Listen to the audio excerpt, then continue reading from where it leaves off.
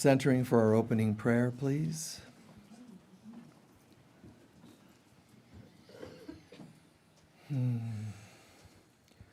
Let the sound of the gong ignite your attention. And as the sound hits loud, again, igniting, but as it fades, let it draw you deeper and deeper into your heart and soul.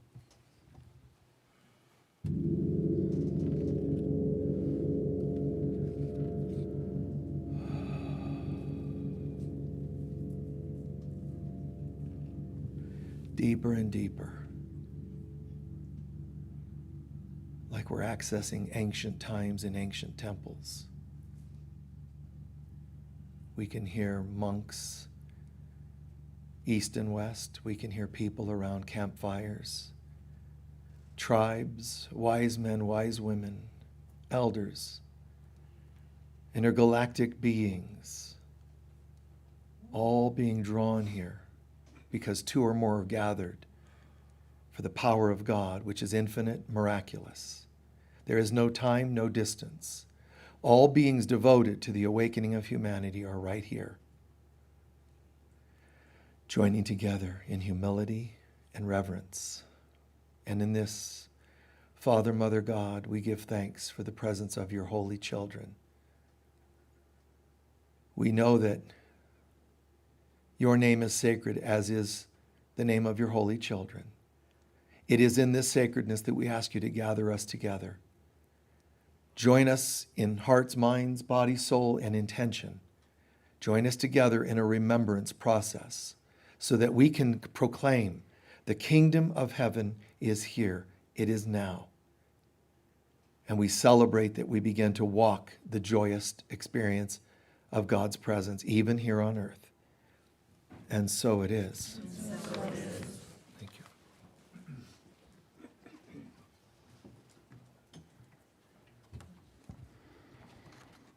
By Paramahansa Yogananda.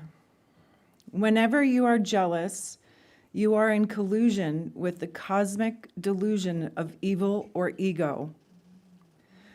Whenever you are angry, evil or ego is guiding you. Anytime the voice of fear speaks, you will not be able to expel that evil, no matter how you try, so long as you give that negative feeling a safe harbor in your mind.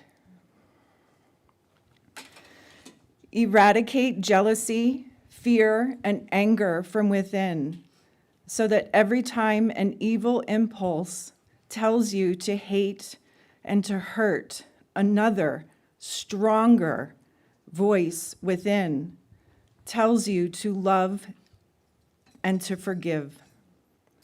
Listen to that voice.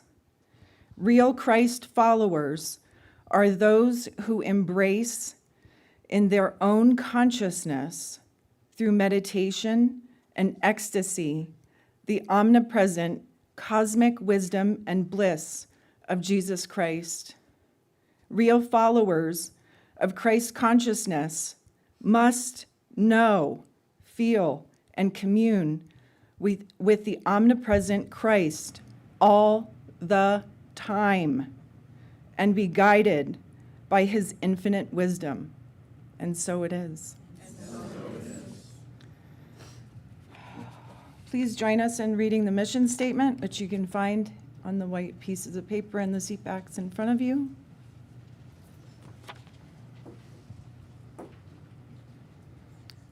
The Global Center for Christ Consciousness is a spiritual center for students and masters on the spiritual path. We are dedicated to awakening the inner Christ and creating a world of love, peace, joy, and abundance. And so it is.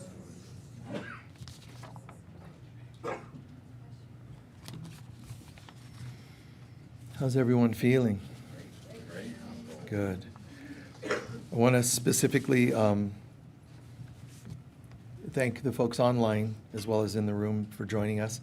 And the folks online, there's also the room in the back over there. So we want you to know you're included in our service, even though you're in that other room. Can you share with me what you'd like me to talk about today? Yes? Letting go, surrender, self-respect. What did you say after that? Self-respect. Thank you. Hold on.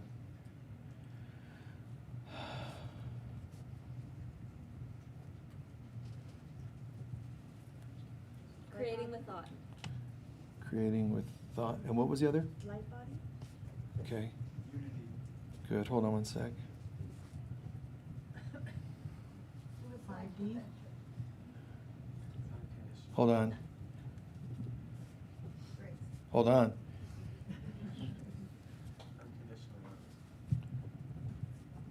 And one other said. 5D. Okay, thank you.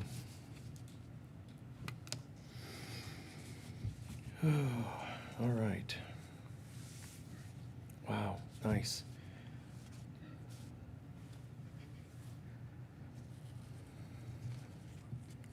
I'm noticing, in the world and in our groups here and at our Daughters of Heaven conference that we just had, I can just feel such awakening, such devotion, such amazing energy. It's an interesting thing to me.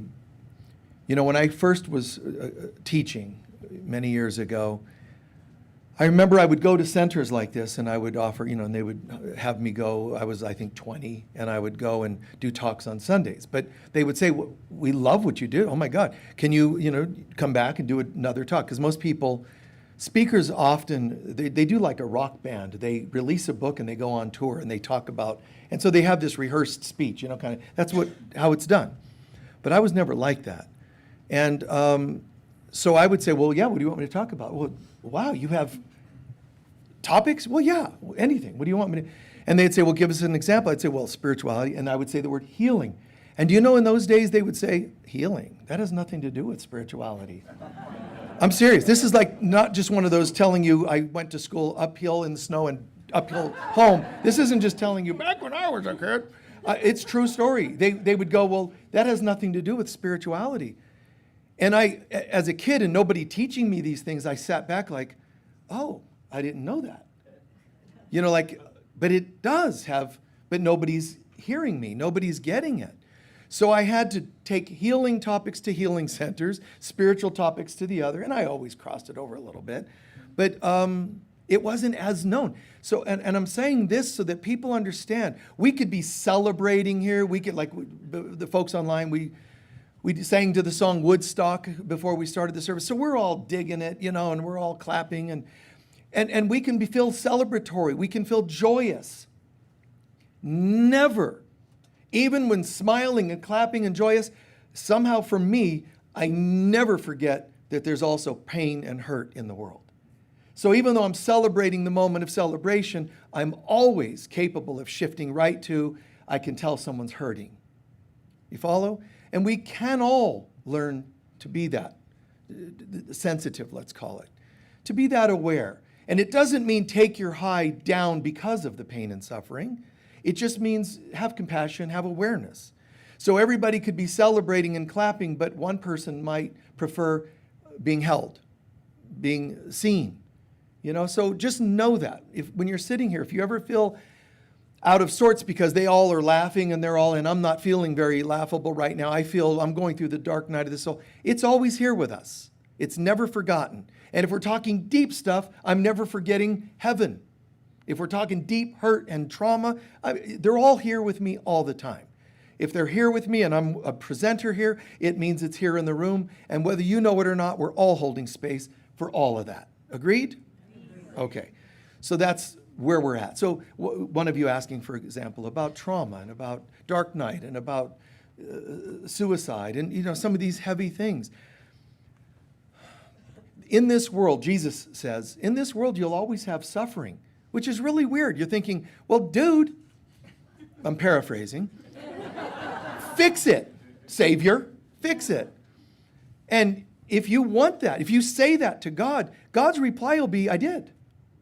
Why can't you see that? Well, but no, because you're the one with the problem. I created it perfect. You are made in my image. And I'm pretty dang amazing, God says. And so if I made you in my image, great. What's your problem? And that it is true that we're the ones with the issues. And we've forgotten and we strayed so far away that we suffer, even taking our own lives. But even the people who take the lives of others, they're suffering. In this world, you will always have suffering. But then he says, but don't sweat it. I've already overcome the world. So, okay, well, I don't see that yet. So there's a trick. What he's saying is, this is a world of suffering. Why? Because you're bringing a consciousness of separation and pain and lack and hurt and loss and sadness. This is what you bring to the world every lifetime. Some of us a little better than others. But overall, there's this mean average of pain, the 3D world. Because it's a world that our ego helped us co-create that is a mirror, a reflection of being separate from love. What do you expect the world to look like if you're separate from love? How about just not being separate from love, and then you'll see what the other world's like. So, last week we covered these three concepts. It was sort of like levels of devotion. I think we worded it maybe to God, self, and others. But I just want to add a little bit more to that. There's 3 levels of devotion we can have. If we want to see the world heal, it doesn't come from an election. Oh, you figured that one out, right? It doesn't. It doesn't come, and when people think that it does, or even invest their energy into thinking it does, they're heading for a crash. And when they crash, you see them on TV yelling and screaming and hating the other party, who also yells and screams and hates them. Then they make up stories and they lie about each other. You know why? Not because they're just wicked and evil, which they often are. But you know why? Because they don't have answers. Because the answers don't come from the same mind that created the problems. You've got to go somewhere else with this. You got to surrender to something new. So a word we'll use, devotion. Devotion. And there are 3 types of devotion you can have. One is for God, one is for self, one is for others. But I'm talking about, how do you know it's healthy devotion to God or self or others? Because usually it isn't. We have all kinds of unhealthy devotion. Selfishness is an unhealthy devotion. It's worshiping the ego. So you'll know that devotion is healthy when it's based in love. There's one other thing it's got to be based in, and I'll come to that in a sec, but it's got to be based in love. So devotion to God, if it's blind devotion, religious devotion that so many people use, that doesn't mean it's spirituality. It's just religious devotion, but that's false devotion, meaning blind devotion. Fearing God is blind devotion.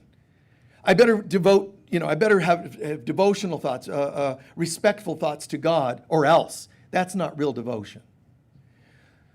There's what list? Thousands of things should I name of how we falsely devote to ourselves? Always defending ourselves and always competing. Those are false attention we put on ourselves. False devotion towards ourselves. False devotion to others, like marrying, staying married because of something outside. It's not love, it's marrying somebody because your family said. That's false devotion to others. Codependence with your family is false devotion. But listen, we're always devoting to something. We're always worshiping something. But it's usually the wrong things. When you do what someone tells you, even if it doesn't feel right, like family or whatever telling, do this or else, that's codependence. But spiritually speaking, it's false devotion. Why are you worshiping? Well, I don't worship. I don't get to an altar to my parents. I know that. It's a metaphor. But it is devotion because you follow their word the way Abraham followed God. So why do we do that? It's all false devotion. And we do these things because we've lost sight of what God is and how to commune with God and so on. So I think it was connecting with God was last week's talk. It just popped into my head. So connecting, remember that? It was through communion, prayer, and meditation. Secondly, forgiveness. Third, service to others. Similarly, devotion to God, self, and others. So devoting ourselves to God, oh my goodness, that's like just recognizing the love of God, not a being in the sky that we have to religiously, I'm talking, religiously worship. I'm talking about, I'm going to trust you at new levels, Father, Mother, God. You are a God of love, and you created us in your image. I'm going to give it a shot. I'm going to trust you at whole new levels. That starts to become devotionalism. I'm going to devote, like when you devote to a relationship, it sort of has meaning. It has, whether it's fidelity or honesty and so on. It means I got to come out and commit a little more. So do that with God. Find a way to do that with God. Whether you call it Jehovah, Jesus, Christ, God, the Father, Mother, whatever. But devote, come out more. And you don't have to tell anybody about it. You don't have to join a particular group. People are here, but we don't send you home with, microphones on your lapel to see if you pray often enough. This is up to you. All I'm doing, I just teach it, right? I just teach it. I don't say, and do this the Michael way no, I just teach it and leave it to everybody to do their thing. And all I can do, as a good teacher should, is point the way to God. I don't say, and you'll find God in me, and I'm going to be your guru. I'm not interested in any of that. I don't have time. Just, nor do I have the urges for that level of selfishness and psychosis, I just don't, it's not an interest to me. It's more like, let me just live this myself. If tomorrow the center closed and I moved away somewhere and passed away, I could look back and know that I've done the best I could to live this. I shared it with others. How many of them got it? That's where you don't want to be codependent and watch for your children to get everything you want them to get. You do your thing, they move on, and you just know, you did your thing. If there's any regrets, own them. Apologize, make amends if you need to. But for the most part, just trust they're in God's hands. You can't control their lives. You do what you can. And at a certain age, they move on.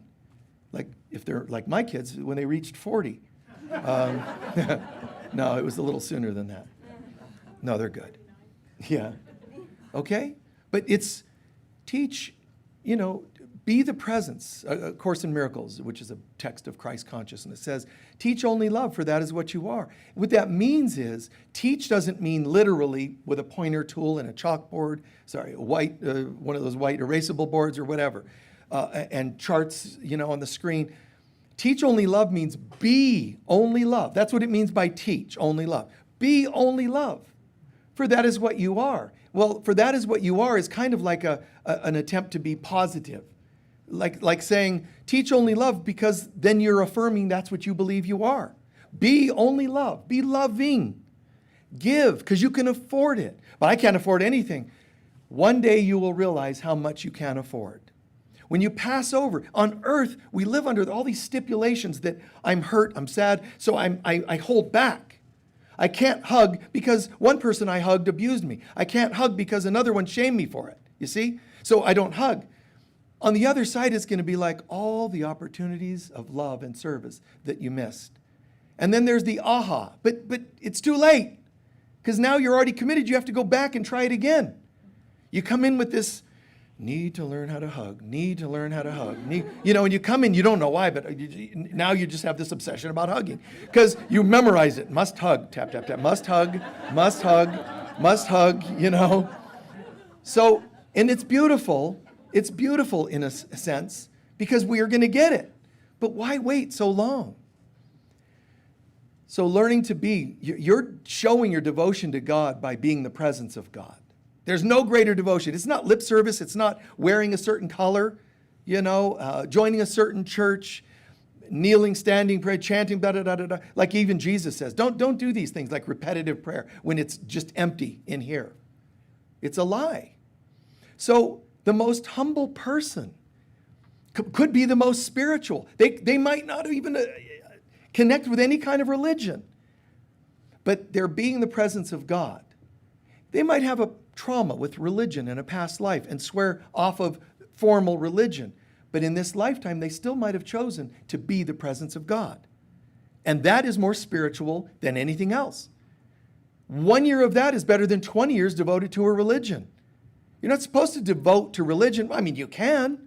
And it's better than devoting to some other lunacy on this planet. Because at least it's semi-God related. But at some point, you take the training wheels off and you've got to become this stuff. You've got to become what you read, what you meditated, what you heard, so on and so on. So even when it comes to, one of you brought up like abundance, if for anything you want, what do you think abundance is? It's money and no. It's all about the presence of God. Jesus didn't like just materialize coins and the fish. He didn't just multiply the loaves. Imagine having a consciousness that is so plugged in.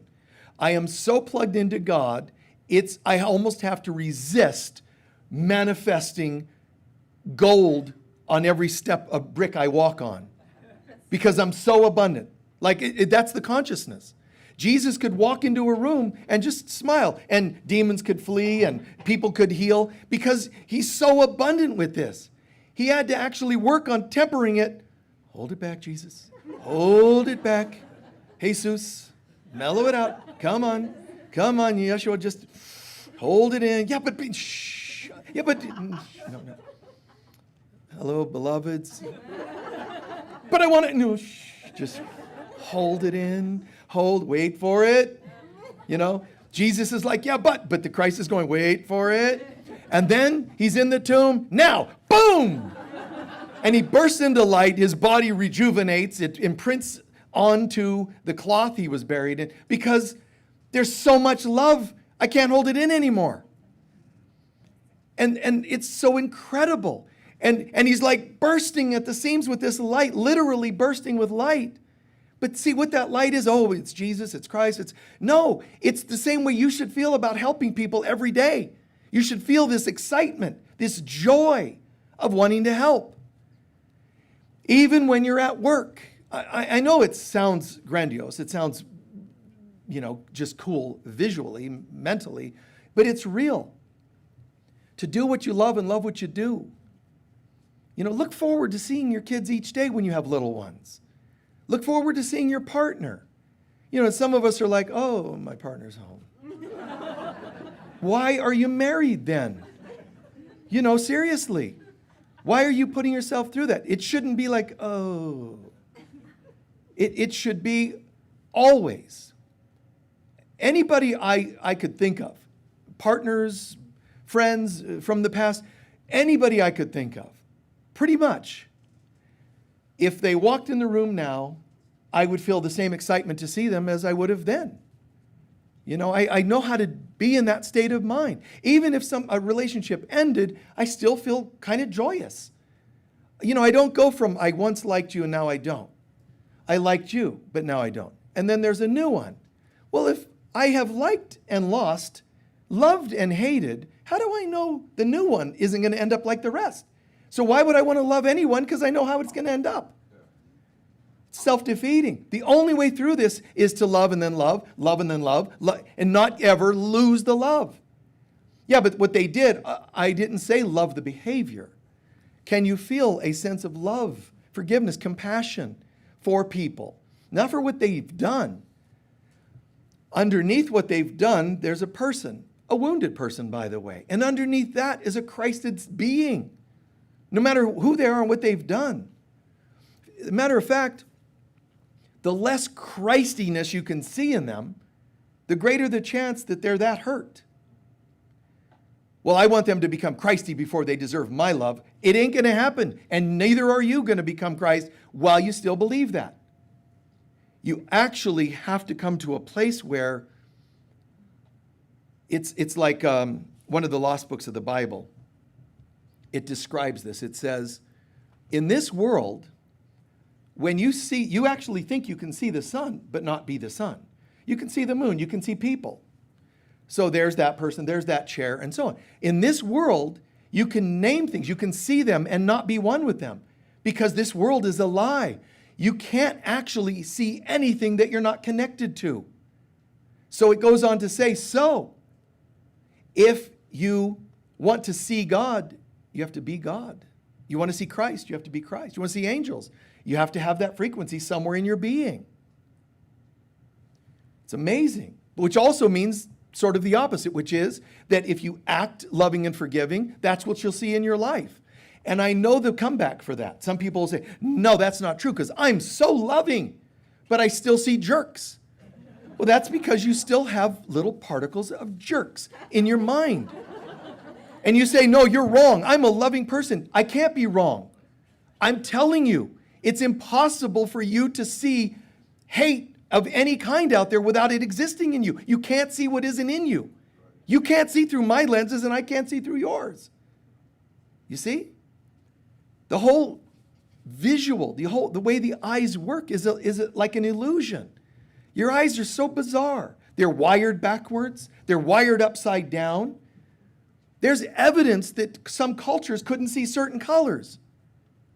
Well, how could that be? If the color's there, it's there. Well, there's experiments they've done with kittens, for example. They take a group of kittens, they split them in two.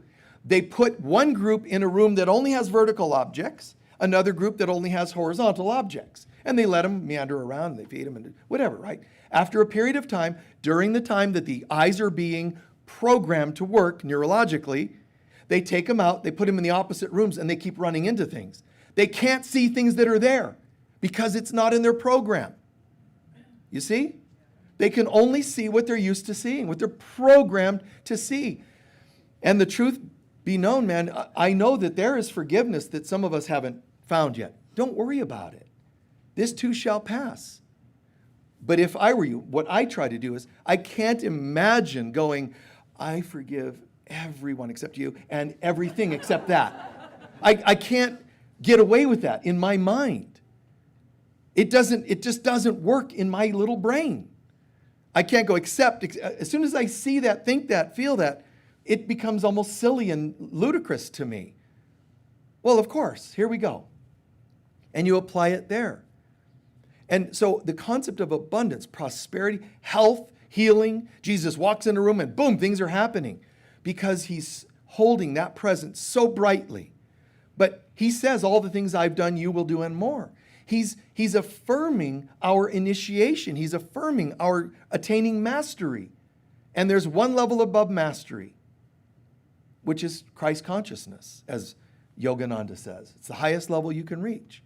We're not talking about Christ as the religious version of the term. We're talking about the I am presence of God completely being awakened. I could say, if I have an extra second, that besides mastery and Christ, there's one in between, believe it or not, which is the remembrance of God and Goddess self. Now, there's the devotion to God and there's the devotion to self. False versions and real versions. The real version of worship, of devotion to self, is devote to your healthiness. Devote to your health. When you get into a 12-step program, you are showing devotion to a healthy self. When you clean things up, when you want to end old patterns, even hurts and wounds, I don't mean make them go away. I mean set it in your intention to start processing old stuff and let it go. When you say, and I don't mean let it go like it's gone in 1 second, you never think about it again, but it's in layers and it goes and it goes and it goes. How fast it goes depends on your devotion level. I'm devoted to it going away and healing over a 30-year period, and so it is. Others, it's like, I want it now. Watch what you pray for. You don't want instantaneous healing of every issue you've ever had. It's a little, like, whoa, now it'll kill you. And then you got to come back and deal with over-anxiety and, hyper-anxiety issues and all that. It's a bit much. But the universe, the mother, won't let you overwhelm yourself like that typically. Sometimes your free will choice, you put yourself in a little dangerous situations. But generally, she's not going to let you overwhelm yourself like that. It's great that you commit to healing, but she's still going to navigate it in doses, measurable doses based on what you can handle. Thank God. Right? It's like, otherwise, wow. So there's false versions of devotion to self. And we see that left and right. For example, people that use words like self-empowerment. See, that's actually an ego-based narcissistic term. self-empowerment. It could be used differently for a positive, but it depends on how it's being used. When you talk about goddesses, divine feminine, it's all so narcissistic. It's disgustingly ego-based narcissistic, generally speaking. There are groups all over the world and in Sedona, we're goddesses and we're divine feminine. If you're divine feminine, how do you feel about divine masculine? We hate them because we're divine feminine. You're not divine while you hate. You're not even divine while you're half of a thing. If you're divine feminine, as soon as you acknowledge divine feminine, you have to become divine being. You can't be one thing or you're still not divine. So change the word, that's all. Call it semi-divine feminine. The emphasis being the semi-divine, not semi-feminine. Although if you don't do it right, you're semi-feminine too. But anyway, pseudo-feminine. But see, really, it's these terms are getting us used to in continuing separation. Divine feminine, yay! You're anti-masculine. No, we're not. Then why don't you just call it divine? When people talk about equality of races and they only talk about their race, that doesn't make sense to me. If you want to use the word equality, stop defining the colors and the body parts and body shapes and just people. But see, this is not accidental. This is subtle ways of keeping the separation alive. Because we're doing divine masculine circles. That's really, really cool. It's cool. It's better than hurtful masculine. But at some point, the divine masculine, divine feminine, this color, this race, that, at some point, when you really get it, those fade. And you just kind of can't go to that place anymore where you're labeling people by these things. It just doesn't compute anymore. So you're doing a false version, which means it's narcissistic. You're using the words, and it sounds so encouraging and so empowering. What you do about that, I don't know what to tell you. It depends who you are. You could be in a group of people and they could be talking about, we're better than everyone else. We're all in this together. Our group is better and somehow this and that and the other. We're all here to represent God, to be the presence of God, and nurture a healthy self and be of service to others. That's all I know. What others? Are you going to be helpful to them because our group's better than them? I can't hear it. I'm not interested. The voting and everybody gets into all this stuff so passionately. It's all so narcissistic, but what it is it's subtly keeping separation alive.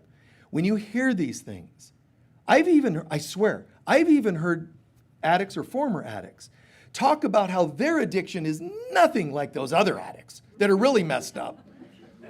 Now, I just sat there and went, yeah, I get it. But inside, I'm like, what? Yeah, because our addiction is nowhere. Those addicts, they're really messed up. And I'm, inside going, wait, am I hearing this right? Because I didn't know that you could be in recovery and still enabled to judge other people's addictions. At some point, you're supposed to go, we're all messed up. I'm in love. We're all messed up. Right? Sorry. So a false devotion to others is to do what they tell you based on your family. Your mom's this, so do that. And your dad's that, so do it. How you vote, how you look, how you marry, whatever. Gay, straight, the whole thing. I know that a lot of people get weird and up in arms about some of these social and even economic issues, political issues in the world and so forth. I do sessions, and when people call me, sometimes they've been involved in some of the most challenging things you can imagine, whether it was abuses to them or they were abusive to others. And I don't care, gay, straight, trans, this or that. I don't need people to tell me what I'm allowed to call them. To me, I really don't think of it beyond their people. And we're here to work on that. I've had this happen. I remember many years ago, an individual who was male, but liked the fantasy of dressing as a female. To him, it was like, I really like doing this, and I sneak out once in a while and do this. He asked me if I would go with him to dinner. Dang right. Dang right I'm going to go with you. Pick you up at 7. No. But I cannot imagine shutting someone down or shaming them for something they do. I don't mind if somebody says, Michael, you probably don't know, but I'm a smoker. Somebody will be doing a session, they'll be upset and they'll cuss. And they'll go, oh, I'm sorry, Reverend. What? Let me one up you. I'll give you another cuss word, just to blend in. In other words, bridge with people. Don't stand apart. So when people say, I'm sorry, I cussed, I tell it's okay. When someone says to me, I have fantasies of hurting that other person for what they did, I get it. And it calms the energy down. But if you're me and you're sharing your desperate desire to hurt someone, and I'm you and I respond with love, we're both shifting gears. We're both healing. I'm healing every time you tell me issues that I handle properly. You heal every time I reflect that to you. So do I want to respond with, you're what? Oh, la, la, la, la, la, la. I can't speak to people that are that religion or anti-religion. I don't care. I could talk to people who say, I just need you to know, somebody else booked this session. I don't really believe in God and so on and so on. I don't shut them down. I don't give them the, you have to believe in Jesus Christ, your personal Savior, blah, blah, blah, blah, blah. Preaching doesn't help people. You can scare them straight, but scared straight programs have been proven to be short-term successes. It's because it's not integrated. Devotion to God, this is away from churches and fanfare and ceremony. It's in here. My soul is here. My lower self is my lower three centers. God's self is the upper three centers. So even when I'm devoting to God's self and others, it's really devoting to my improvement, my higher self, my awakening. See, my total life of, and this is the key, balance. You want to be a better person. You want to thrive. You want to go to heaven. Where's heaven? If you don't know this, you can't go to some place that you are not in consciousness. You can only experience yourself. So what is heaven? What's hell? What's purgatory? They're all states of mind. And some people say, well, how do I know if I'm going to heaven or hell or whatever? How have you lived your life? Communion? Have you had devotion with God, self, and others? Well, I kind of believed in God a little, and I did go to church every Sunday. Does that get me? No, there's nobody with an religious abacus on the other side going, how many times did you go to church? Not believing in what you went to? Like being mobsters who do hits on people during the week and go wash your sins away on Sunday? That doesn't work. What kind of insanity? Abacus, no. And was it real? Yes, I really was repentant that I did hits as a mobster during the week and then on weekends forgave myself or asked God for forgiveness. If that was sincere, why didn't it change after the first time? And the second and the third and the 15th? And you even went to high mass. High. How did that carry you? Was it real? Was it really integrated? See, so there's a saying, repent. Jesus used the term, but it means apologize and make amends. Even apology is not real without amends. Amends isn't real without an apology. Complete repentance means, oops, I'm sorry for that. My bad. Sometimes verbally, sometimes in thought. Secondly, it means you should be changing something. You should be altering. If you're really sorry, it means I got it. I'm on it, and I'm changing something. When people say, how do you know if your apologies are real? How do you know if transformation in you is authentic? And don't beat yourself up for making New Year's resolutions you didn't keep. But start over and look at what changes you can make. True apologies and true amends. You see? What can you authentically change? That's real. That's fantastic. A little real change is better than 1,000 pseudo or pretend changes, spoken changes. Yeah, I'll never do that again. I mean, people say that over toilet bowls all the time after partying. I'm never going to drink again. That's weird for a Sunday service, isn't it? Yeah, I mean, but it's not real. You're like, as you're, hacking away along because you drank so much, That's it, never again. I've seen people pour their drinks down the drain, showing. It's $5 for a six-pack. It's nothing. It's just a pretend thing. I'll never do that again. Phone rings. Hey, we're hitting the town tonight. You want to go? I'm there. It's like it immediately, you could still be sick and still go and join them because something's missing in here.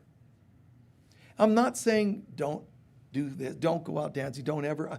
You do what you're going to do. And some people feel like if they don't have the partying or whatever it is, they don't have anything. If they don't have their dysfunctions, they go, well, what am I going to do with my time? I've got to be dysfunctional somewhere.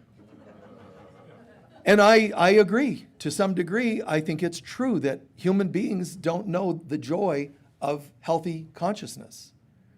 And that's because there's still too much steeping in the other.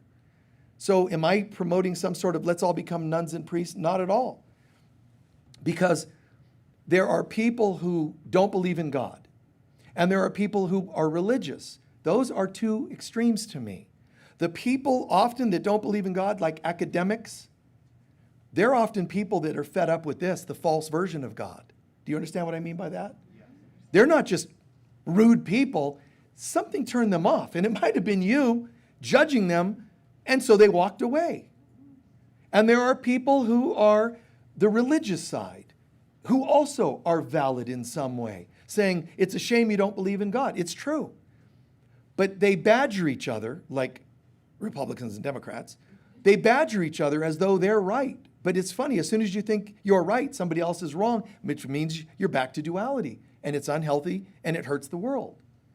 Just to understand, if that's what you think, that you're religious and you are academic, how about you looking at them saying, I'm sorry if we've ever messed you up, ever hurt you. We're going to stop preaching politics and religion to you. We love and accept you. Thank you. That feels a little better. Now watch. They don't have to convert to their religion. Just the fact that they relax on their tensions makes more room for God to give personal experience. And these people who stop judging them, they're now having real experience, which means those who were not godly, they were religious, which is fine, and they were academic, which is fine, something happens and they start coming more to the center in their own time, in their own way, and in their own quantity. But they start coming more and more towards center. You don't call yourself devotional to God because you fear death or hell. That's not how you find God. If it's how you get there, fine, whatever gets you to the light. But there's a higher way. Devotion to love. Devotion to love with God, which is called sharing. You'll know you're devotional with God when you share love. Here I am, and you breathe in the light of God, you breathe in the love of God. It's not like because you pray on a certain day, in a certain position, certain hand mudras, and so on. All those things are fun. Do them. But it's got to be in here. Just this humble, here I am. And God is as close as my ability to choose love, and that's God. And I show my devotion to God by my manifestations, watch this, from God. I don't just talk it. I ask the presence of God to enter this place, my heart and soul. How do I know I'm devoted to God? Because I see evidence of forgiveness. I see evidence of love and patience with people. That's how I know this is together, because I can feel it here. And when I feel it here, it's not narcissistic. It's not prideful. I'm a blah, blah, blah, blah, blah, whatever it is. There's this whole thing that goes on. Fake religion, talking, the biggest religion in the world is selfishness. And everybody goes to the altar of ego and worships it every day. Every time you think your diet is right and everybody else's is wrong, you're worshiping on the wrong idol, at the wrong altar. And your God is a vengeful God. I'm a vegetarian and you're a meat eater. My God is going to kill you. You know why? How I know that? Because studies prove that meat eaters what? You know what? They die? So do vegetarians. It's just the weirdest thing. There's this plaque I saw there. There's an estate sale. Judy does those every couple weeks, and she's having a big estate sale in the village of Oak Creek this weekend. And there's this plaque I saw in there, and I can't remember the exact wording, but it was something like, Studies have proven, like when it comes to women who are slightly overweight, studies have proven they live longer than men who tell them about it.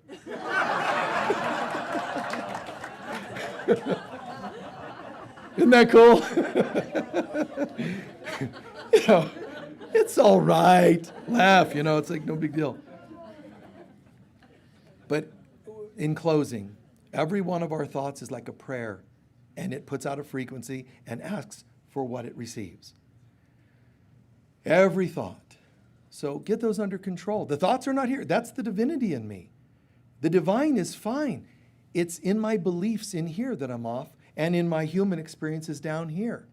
Well, what I need to do is fix my human experiences, get them to be vegetarian. You didn't listen. There is a flow from the heavens to your heart and soul, and it manifests in the body. Getting the body to eat a certain way doesn't fix spirit, nor your soul. Here's your beliefs. Change your beliefs. Lighten up. Change your beliefs. Change your beliefs towards people, towards races, towards genders, towards sexual preferences or life change styles or whatever. It doesn't matter. None of it matters ultimately. When you get to the other side, they're not going to say anything about how many straight people did you hang out, how many gay people did you hang out with, smokers? None of that is asked. It's only your love quotient. It's loved everybody. This is really amazing, they're going to say. We threw everything at you, and it didn't seem to make you flinch. We tossed to you straight people, gay people, this people, that people, violent people, sad people, and you just seem to be unwavering. Now, your unwavering consciousness determines where you go. You don't get to go somewhere because you went to church. It's what you did at church or not at church. So, if you still have addictions in this lifestyle, in this lifetime, and you're not dealing with them, whatever it is, even hate is an addiction. Gossip is an addiction. It's a form of evil. Whatever your addictions are you working on them? Apologizing, making amends, and making a shift. Are you becoming a better person? That's what you want to look for. But the ones you don't deal with, they need to go. And they're going to go the easy way or the hard way. And it's called purging it. I need to purge. First, I need to just heal and release. When I don't heal and release, but my soul really knows I got to work on this, it becomes a purging process. First, it's gentle. Healing. Oh, isn't that wonderful? I see you've worked on, oh yes, I've been processing my issues with so-and-so, and people like this and people, wow, it's really been amazing. That's called a healing process. What you don't heal the easy way has to be purged. And the word purging is where we get the word purgatory. So on the other side, they're going to say, oh, and we see you have a propensity, a tendency towards gossip. Well, we have a school for you. On the other side, you don't just float around on the other side. You still have to deal with yourself. I know at first, there's relatives and I saw a near-death experience and all my friends were there and they were like, we love you, haven't seen you in a while, great, wow, how's it been, good. What they don't usually do is stay there long enough to know what comes next, which is your family members going, wait for this. We did the hellos and welcomes, but now, we wait, hold.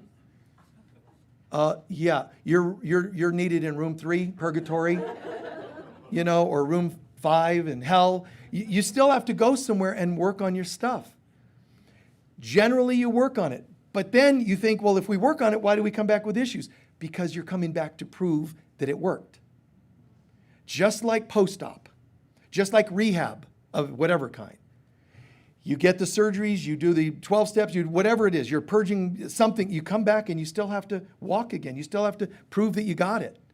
So this world is a place to reflect how well you're getting things or not getting things. And we actually think we can like and dislike people and think it's them making us happy or sad, when in fact, they're reflecting where we're getting it and where we're not getting it. People that you like are generally showing you where you get it, and you actually think you happen to like them. No, it's they happen to be reflecting good. You can make that a codependent thing. I like people that stroke my ego. No, it should just be Give thanks. It's really beautiful that people show you that you're growing. But don't hate those who show you the opposite. That'll prove to you that you're off both ways. Love them, appreciate them. That's what it comes down to. Still, yeah, they're challenging, but that's what one of you asked about unconditional love. One of you asked about fifth dimensional consciousness. This is what it is. If you're not fifth dimensional on earth, you're not going to the fifth dimension on the other side. I don't mean perfectly fifth dimensional, because then you're not visible on earth. I'm saying the consciousness. If you don't have love here, you don't have love there. So don't talk to me about heaven here when you don't live it in your consciousness, because you're not going to heaven. You're going to go somewhere where they're going to say, oh, you missed a few things. Get back. Go work on these things. You know, for a moment, it's nice to get to the other side. But as soon as you see a trap door, I'm warning you. It's called reincarnation, this trap door, you know. So keep this in mind. And it's not a downer. It's you need to become the things you've talked about. Devote to God personally, more and more. Devote to God. Find a way to talk to God. And, you know, devotional time. Not religious devotion, although it could look religious in your techniques and ceremonies. That's great. But it's got to be real, spiritual, vulnerable. I'm open. God, show me. Just guide my day-to-day life. But it's got to, secondly, integrate here. In healthy devotion to self. How do you know you have it? Are you improving yourself?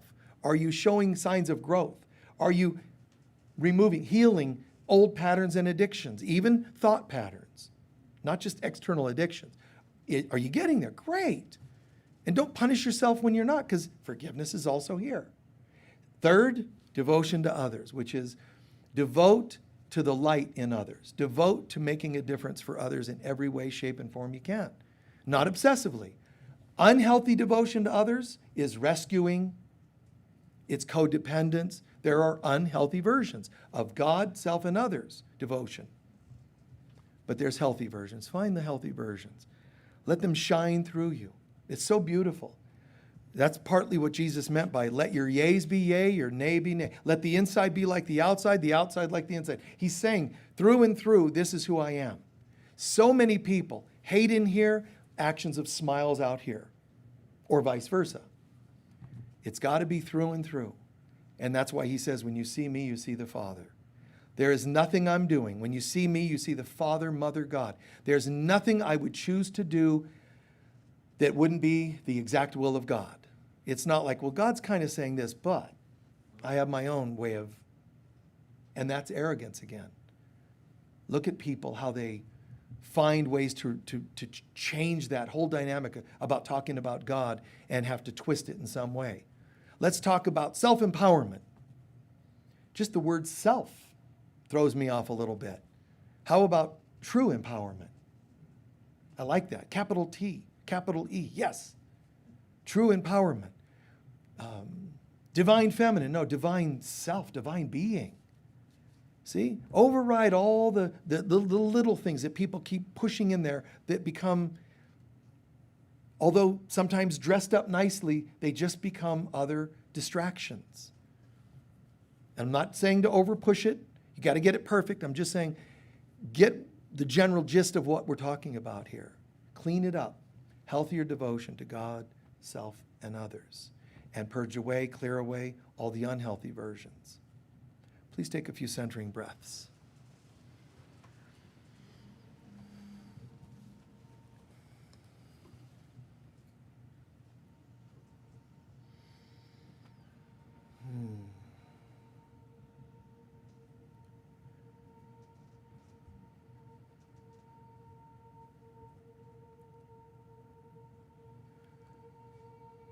Let's take a moment to meditate upon the concept in that lost book of the Bible.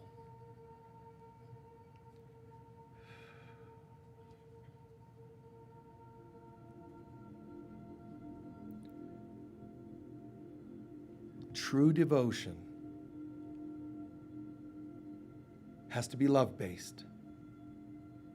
Secondly, anything you're devoting to, God, self, or others, you have to own oneness with it. In the lost book, one lost book of the Bible, It's said you can look at things and they seem separate from you. That's false devotion. You can look at a drink, separate it from you, and think it does something to you for better or worse. That's false devotion. You can look at a person and think you must have them, their approval. False devotion. There's no them. True devotion means love-based, not fear, regret, obligation. It's love-based. Secondly, it has to encourage a oneness. True devotion of God, how do you know it's false? When you think it's somewhere up in the sky, deciding whether you're good or not, deserving or not. True devotion of God means it's loving and you're becoming more one with God. Look in your life and see where that applies. How are you seeing God as a more loving being and yet a part of you? That's devotion. Even if you say, God, I don't know how, but I trust you to help me, that's devotion, because the intention is still the oneness.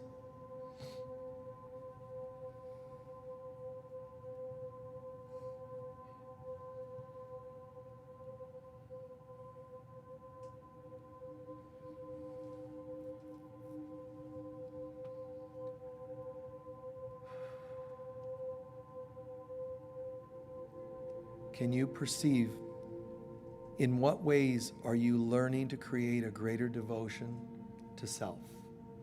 Meaning, where are you loving and forgiving yourself?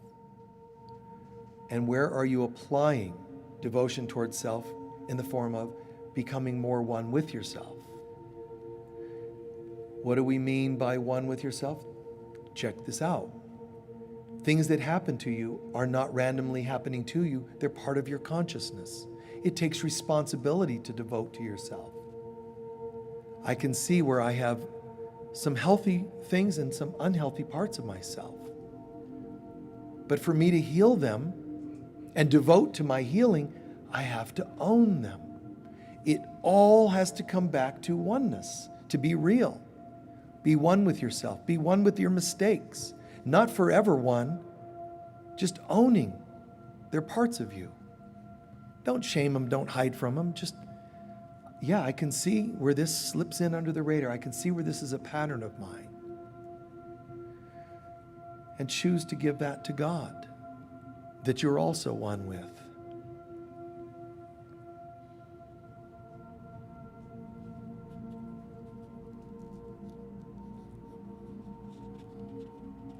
In this little process, we're already becoming higher dimensional consciousness from one exercise because we're igniting a greater devotion to God, self, and others. And devotion is loving. Loving always takes us higher. And oneness, that always takes us higher. In what ways are you seeing improvement in your devotion towards others? How are you loving towards them and patient and of service? And how are you becoming more one with others? If you don't see evidence of these things, catch it. Oh my God, I was doing 2 categories well, but there's one I totally not there yet. Good. See it. See it. And when you do that, you shake the universe. You shake the grip of the ego. You shake the grip of illusion, ego, evil, falseness, people being asleep, wounding, all the patterns of hurt. It's shaken because you said, oh my God, I get it. I welcome in love of God, true love of God, self, and others. I welcome in a sense of oneness with God and self, my healthy self, and others, my brothers and sisters, who I am committed. I'm devoted to them, and I prove it by being committed to being of service to their higher good. Not committed to their ego's whims. That's false devotion. I get it.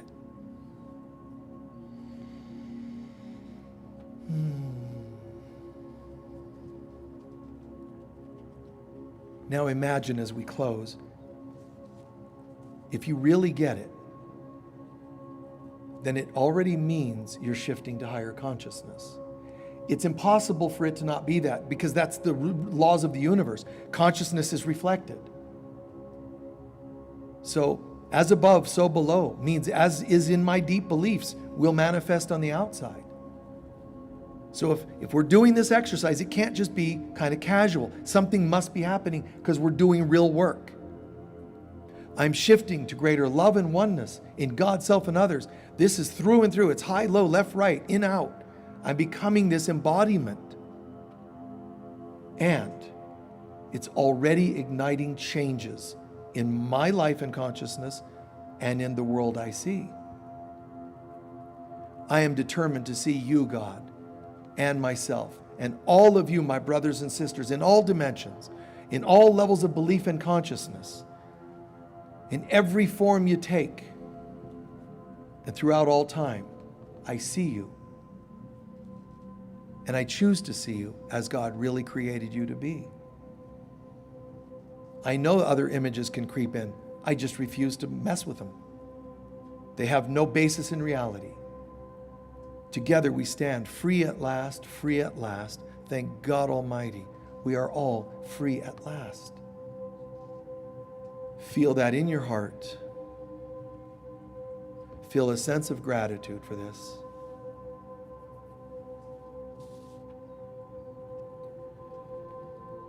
And then at your own pace, just gradually, very gradually come back to the room.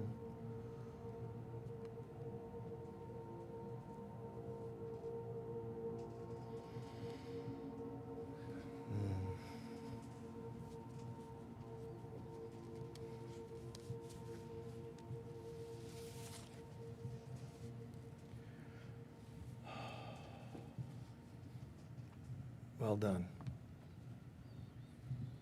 We're going to do our closing prayer in a moment. In the meantime, can anyone share what you're thinking or feeling or experiencing in the talk, in the meditation, whatever it happens to be?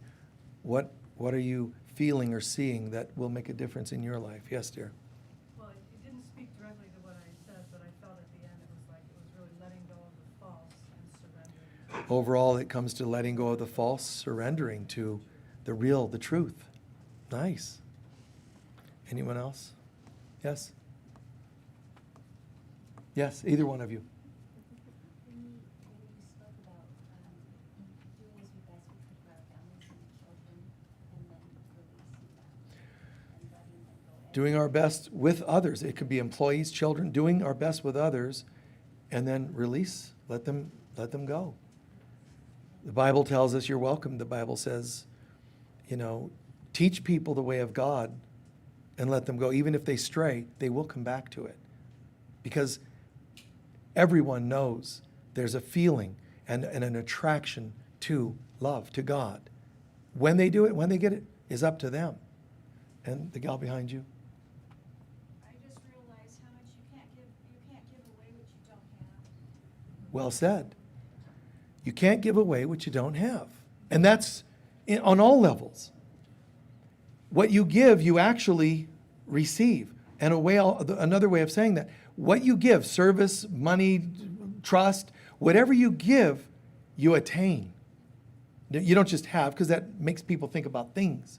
What you give, what you share with others, like patience, you receive. And if you get linear, it gets too messy. If you say, well, I give love, but how did I attract a messed up partner? What it does is the ego will blind you as to what you did to contribute, bringing insanity into your life when you're devoted to sanity. It'll make you not see it so that you feel like a victim. And if you feel like a victim, you're endorsing the judgment you'll put on that person for victimizing you. So you're tricked, you got trapped. So I don't have to know. I don't have to know. Whatever, if something's there, it's there. But part of what we just covered is you can't just describe a moon and think you understand the moon. To know the moon, you have to be one with the moon. To be truly awake, you walk and you walk in a frequency that galaxies far away feel my presence when I say I love you. We're in this ocean, this cosmic ocean, universe, which means the one song of God. One verse. And everybody's walking around going, I'm not even one with this podium. I'm not one, even my liver's different than my spleen. Everything's so divided. And it's not true at all. So we're living in falseness, which adds to terror, depression, suicidal ideation or tendencies, anger. And when you walk in oneness, you walk in peace. And there's a smile that emerges like, oh, I get it. And you have to be careful, you know. You don't walk into a room where people are sharing their worst experiences in their life and you're like, yeah, but isn't it amazing none of this really happened? That would be insensitive. You have to, you know, inside just, but outside, oh, I'm really sorry to hear that, you know? Who else had their hand up? Yes, in the back.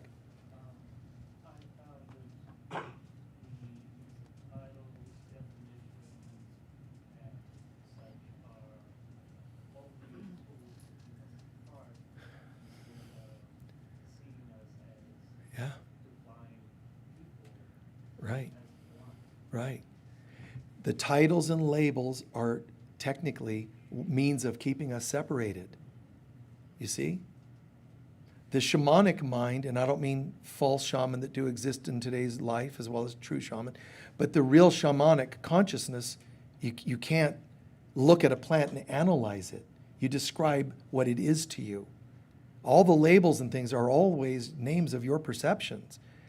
The tricky part, it's the strangest thing. You go from labeling, I know everything. I'm like a walking encyclopedia. Ask me and I know labels and scientific analysis and I can do the breakdown botany, you know, of a plant and so on and so on. The person who's one with it, it just asks the plant, what are you? And oh, it's this or that. Like Bach, who created the Bach flower remedies. If you're not familiar with that, how did he do that? It's the trippiest thing. He didn't break down cell structure and start analyzing and go, we think this might do this. He asked the flowers. He would take water droplets from the flower, ingest them and go, oh, this flower is good for this. This flower is good for that. The tragic thing is that he usually went through the dark emotional version of the sickness so that he would know what it's to treat. Now that's a really intensely sensitive being, right? But wow, but that's becoming one with these things. So the tricky part is you go from the multiple labels, which is separation, to something else, the second step. I don't know. Michael, what's that plan for? I don't know. But you know what I don't know leads to? But God does. And God starts to guide us. This is the Donovan song. First there is a mountain, then there is no mountain, then there is. Which means I've got all kind of labels. Are you interested? To, oh my God, I don't know anything. I thought I had things all figured out. I don't know anything. To, oh, it's really cool. That's a great chant, by the way. Oh, it's kind of nice. Yes. Yes, when I was growing up, when I was a little girl, mother always took us to a Catholic church, and my dad refused to go, and I was getting upset with that whole thing, and then I found out that he was raised Russian Orthodox, and that he didn't like the church. There was stuff happening there that he didn't like. Right. And so he told me, you know, just to go smell the roses. Nice. Then he said, when I was trying to decide what to major on in college, he said, do what you love. If you don't do it, somebody else will. Nice. I was just so, you know, Nice. impressed with it, you know, and Yeah, and there's a few parts of what you're saying, but one of them is what I shared where sometimes wounding other people keeps them from having an interest in what you're doing, you know, and that's okay. Sometimes your selfishness or hurtfulness doesn't turn your kids on to wanting to become clean and sober. If they show them the perks of it, show them what the glow of sobriety, that's going to make them go, that looks interesting. the Tom Sawyer kind of story. You tell them how cool it is to paint the fence, and pretty soon everybody wants to paint the fence, and you get to go fishing. Because you're just like, you made it like, you know how cool it is? No, you have to work. This isn't work. This is mastery, man. Not everybody is worthy of painting fences. You have to be invited. You have to be mature enough. I did that with a child at a school where I was an assistant. And he had this thing. Teachers just didn't know what to do with him. He would have this thing, and he would run up to a person and punch him in the stomach. I think probably third grade kid. Run up and just boom, in the stomach. So, I come to school, I'm now working there. Mr. Mike, boom. Oh. Hi. No. So what do you do with that? And it's interesting. After one or two times, he's offensive, they sit him down for hitting. All it is there's an anxiety in this kid, and let's do something. So he'd run up and I'd go, hey, listen, I have an idea. You want me to show you how, men greet each other? What? Yeah. It's kind of interesting. Do you think you're ready? Yeah. Okay, so when you walk up to other people, you ready? Yeah. And he shook his hand. He's like, ooh. Now he'd run up, and I would tense on natural reflex, and he'd go, and we'd shake hands.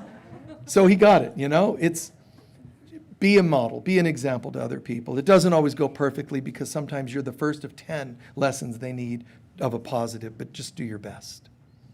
Thank you. We're going to take up our collection and do our closing.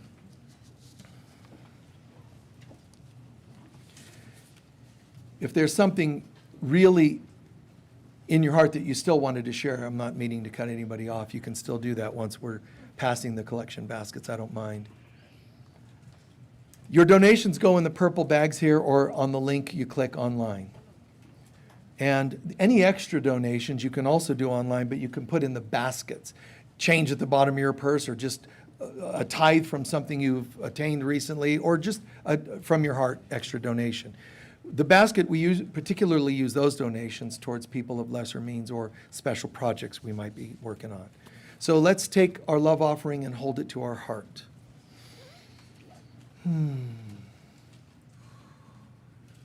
From our heart, together, please.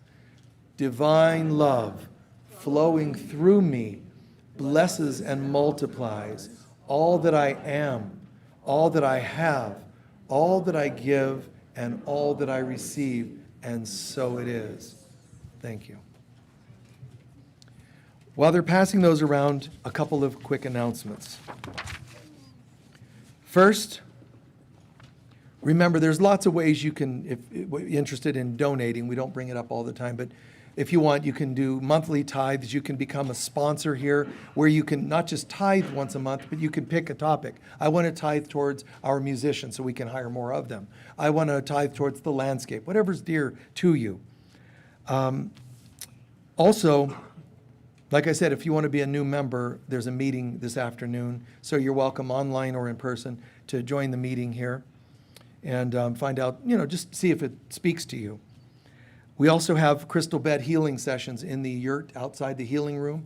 Check out crystal bed sessions if you haven't done it before. And really, really surrender to it. It's a multi-dimensional, really amazing experience. If you're on social media, remember, like and subscribe and all those fancy things so that we can keep you posted when what we're doing and when we're online again. Remember, everybody, try to get on our mailing list, whether you're in the room or online. Go to our website, get on our mailing list. It really helps us a lot because it keeps you posted as to what's going on here weekly, monthly, and so on. And on Sunday, October 26th, we have a new class, the multidimensionality of the Lord's Prayer. Very deep, very cool. We're going to talk about the different Lord's Prayer in different languages, Native American, Aramaic, and so on, but also the effects on the auric field and the chakras. Very cool. That's October 26th, 2 weeks I think it is from now. We have this Wednesday, we have our spiritual counseling mentoring circle, which I facilitate, but we have a group of chairs, circle of chairs, and we sit. It's where we can kind of sit and drop in kind of a support group. You learn some healing skills, you receive some healing, just depends on, each week is a little different. But it's a nice drop into an actual sharing experience that we all sit together. Lastly, let's see. Shut your phone off completely, as we said. But thank you for teaching us love, forgiveness, and patience. It's all right, man. So that's it for the announcements. How are you feeling? Good, good. Anybody need to feeling called to share what else you got from the service? If it's strong to you, I don't mind. Yes. Just a very deep connection and a love for all. Deep connection and love for all. Nice. Yes. I am so grateful to be experiencing that we are actually grounding and manifesting and anchoring this right here, right now. How grateful to manifest this right here, right now. This is just so magical. I swear, this isn't what you get at every temple, church, etc. This isn't like that. This is a spiritual experience, and I've always wanted it to be that. That's what my vision is. Touring and touring churches and spiritual centers, yoga centers, and always in my mind, plotting. Someday, a center where the music is all devotional, deep, even if it's pop and rock songs, I don't care. Because my way of saying thank you to those individuals who might have been rock legends, somehow received the presence of God and heard a song that had to do with love and oneness and so on. I absolutely, to my grave, I will go believing that this is cool to do, to thank people who before us, tread that path and helped lay it open for everybody. Or there was singing to us on pop stations, songs and teachings that we needed, but we didn't have a place, 3D place to go to that we could hear this. So it's pretty cool that on the radio stations, they were our teachers, and I'm so grateful for them. All the, the Earth, Wind, and Fire, and whoever was singing about the love of God. Yes, dear. For me, I've listened to you online for a long time, and you're able to come and see, and because as you're listening online, you can feel the energies of all of you around. Nice. So to be here in present is amazing. Nice. Thank you. Thank you. Even more amazing in person. That's what I think.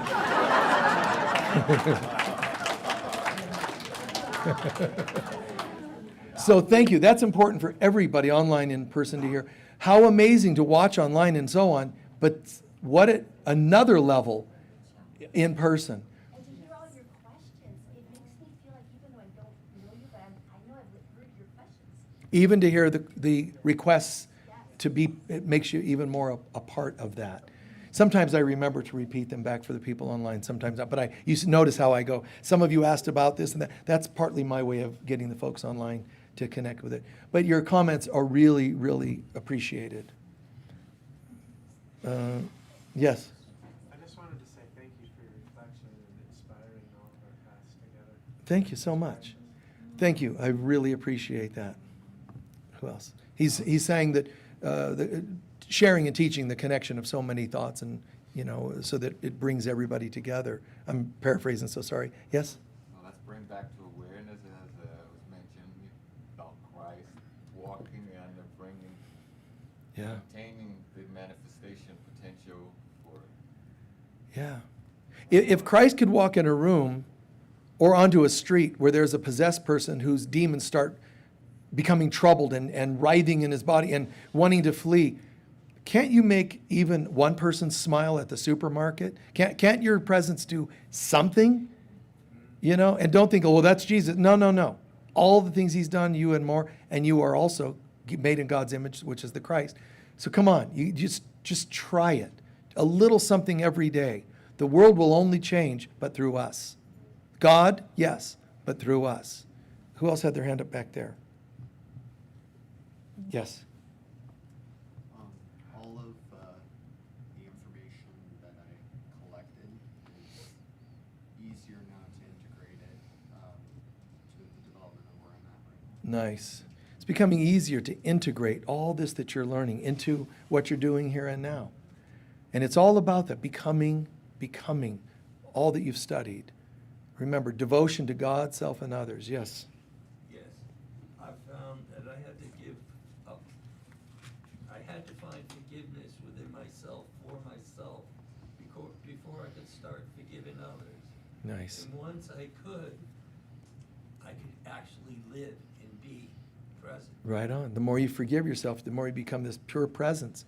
So remember that all of your experiences, you have veils of opinions about yourself. Forgive them, you're more purely integrating with other people, right? But anything you hold against yourself, I'm not saying you won't have these because it's normal for now to have them, but any shames, regrets, guilts, it affects your relationships with others. As much as you want to shine your light, low self-worth dims it. Does that make you bad? No. Let's just work on it. Just stoke it. Let's take it up a bit and shine the light and watch where it agitates you. Watch where you're afraid. I don't want to smile too much because, and I get that. The way I was brought up, smiling wasn't a good thing, and being happy. All that did was attract, a dad who was not going to be okay. He'd see the smile, you're happy, he's going to go after it and make sure he changes that. So it was brutal. But when I left the house, I found, how is it, this is so strange. I'm happy around people, but at home I can't be. But some of us have let that make us not happy outside because of what happened inside the house.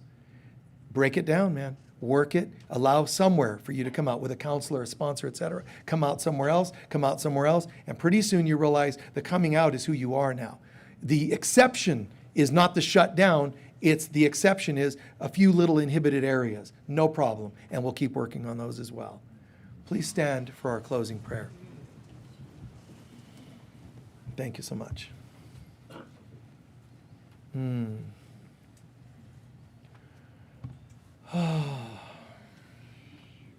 Feeling love and feeling appreciation.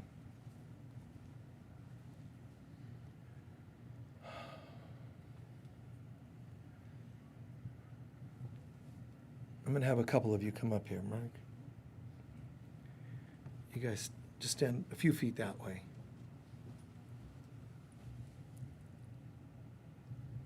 Her too.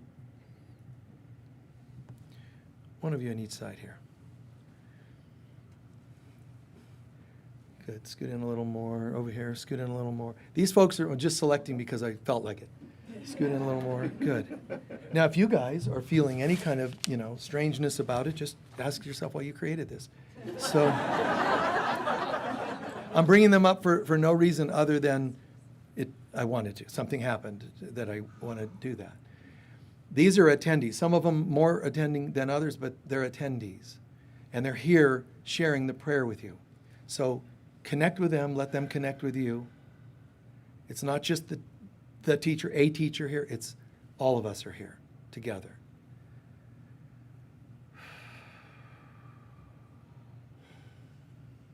From our hearts, the light of God surrounds us.